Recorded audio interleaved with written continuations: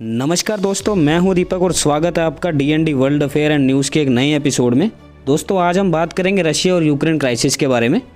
अमेरिकी राष्ट्रपति Joe Biden ने यूक्रेन में रह रहे अपने नागरिकों को फ़ौरन यूक्रेन छोड़ने को कहा और उन्होंने कहा कि यूक्रेन में हालात कभी भी बिगड़ सकते हैं।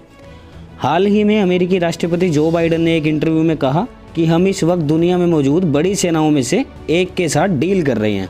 यह बहुत अलग स्थिति है और हालात कभी भी खराब हो सकते हैं।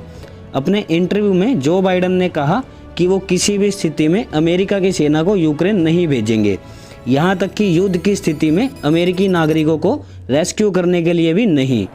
बाइडेन का कहना है कि अगर अमेरिका ने सेना भेजी तो विश्व युद्ध तय है। अमेरिका और रूस की सेना अगर आमने सामने आ गई तो फिर एक बहुत ही खतरनाक स्थिति होगी। जो बाइडेन ने अपने इंटरव्यू में यह भी कहा कि अगर राष्ट्रपति पुतिन इतने मूर्ख नहीं कि यूक्रेन पर आक्रमण करे, मगर इतने भी नहीं कि वो कुछ ऐसा करे जिससे अमेरिकी नागरिकों को नुकसान हो। दोस्तों बाइडेन का यह इंटरव्यू उस वक्त सामने आया जब रूस की सेना बेलारूस के साथ मिलकर ब्लैक सी में सैन्य एक्सरसाइज कर रही है और रूस की सेना यूक्रेन सीमा पर भारी हथियारों के साथ तैनात है। शुक्रवार को मॉस्को दौरे पर गई लिज ट्रुस, जहां उनकी रूस के विदेश मंत्री सर्गी लावरोव से बातचीत हुई। दोनों देशों के बीच बातचीत इतने तनावपूर्ण माहौल में हुई कि सर्जी लावरोव ने मीटिंग के बाद कहा कि यह बातचीत बिल्कुल ऐसी थी जैसे गूंगा बहरे के साथ बातचीत कर रहा है। ब्रिटेन और रूस के बीच ये राजनयिक प्रयास तब हो रहे हैं जब रूस और यूक्रेन के बीच स्थिति लगातार गंभीर हो रही है। गुरुवार को यूक्रेन के फॉरेन मिनिस्ट्री ने रूस पर आरोप लगाते हुए कहा कि रूस अंतर्राष्ट्रीय कानूनों का उल्लंघन कर रहा है।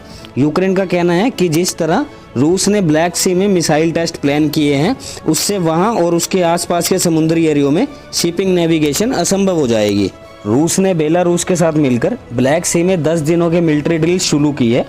मिलिट्री एनालिसिस का मानना है कि रूस ने इस वक्त यूक्रेन सीमा पर 1,35,000 सैनिकों को एक्टिव मोड में तैनात किया हुआ है और साथ ही पुतिन ने वहां आक्रमण के सारे इंतजाम भी कर रखे हैं।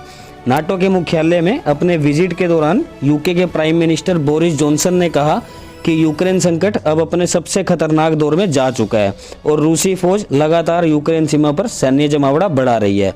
आशा करता हूं दोस्तों यह जानकारी आपको समझ आई होगी। ऐसी जानकारी पाने के लिए चैनल को सब्सक्राइब करें और वीडियो को लाइक जरूर करें।